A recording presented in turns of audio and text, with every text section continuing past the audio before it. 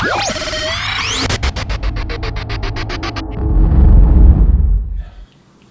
what's up? I'm Coach Ryan Fanley and I'm live in the Viper Pit today with one of my favorite deadlift variations for lasering your sticking points in the deadlift.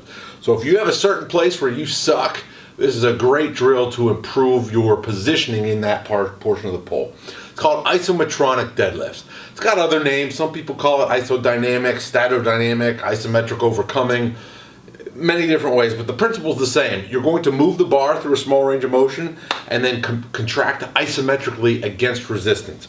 So I first learned this method in college. I was doing an undergraduate study and I was part of a research study where we were measuring force and tension production at specific joint angles. And it was shown that an isometric contraction in this fashion, where there is movement that precedes the isometric contraction, actually you can produce more force than just a regular dynamic movement or with just a standard isometric contraction with no movement that precedes it. So it's pretty simple. You do need a special rack or even a regular power rack with just multiple sets of pins. This is an iso rack, so it's meant specifically for this exercise.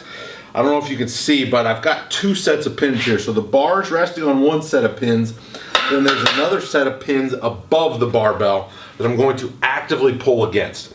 You want to set these pins up. The top pin that you're going to pull against, you want to set it up at the point where you want to improve the most. So if you crap the bed in the deadlift right when you get mid-shin, you want to set the top peg at mid-shin and then the bottom peg maybe 4 to 6 inches below that, or you can start off the floor and pull to mid-shin. You don't want to do a huge range of motion, maybe 4 to 8 inches for this tops. And in terms of what range of motions to work, you could either stick with one specific range of motion throughout the whole workout, so do all 10 sets right at that mid-shin sticking point, or you could hit multiple points of your strength curve in the same workout. So doing maybe 3 sets at 3 different heights is another way it's been done before.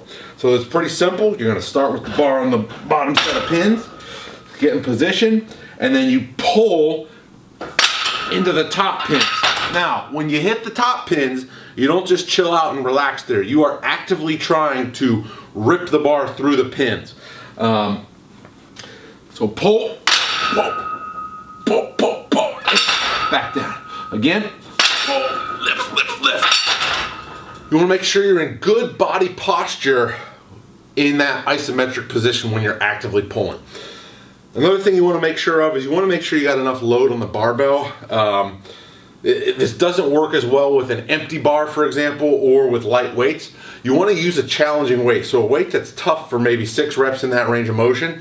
As far as how long to hold against the pins, minimum would be 2 seconds. You could hold up to 10 seconds, up to 30 seconds if you wanted to. Obviously, the repetitions and the load are going to vary. If you're doing a 30-second hold, probably going to use a little bit lighter weight. You're probably only going to be doing 1 rep. If you're doing 2-second holds, you could do higher repetitions and heavier weights. This is a very taxing methodology to the central nervous system, so I'd recommend no more frequently than once every 10 days, maybe even once every 14 days doing this for the deadlift. Keep your position strong, stay tight, and try to lift the power rack off the ground. And you are going to find that this helps you break through your plateaus in the positions where you suck at pulling from. This is Isometronic Deadlifts. I'm Coach Ryan Fanley from the Viper Pit. If you like these videos, please hit subscribe below. I'll see you tomorrow.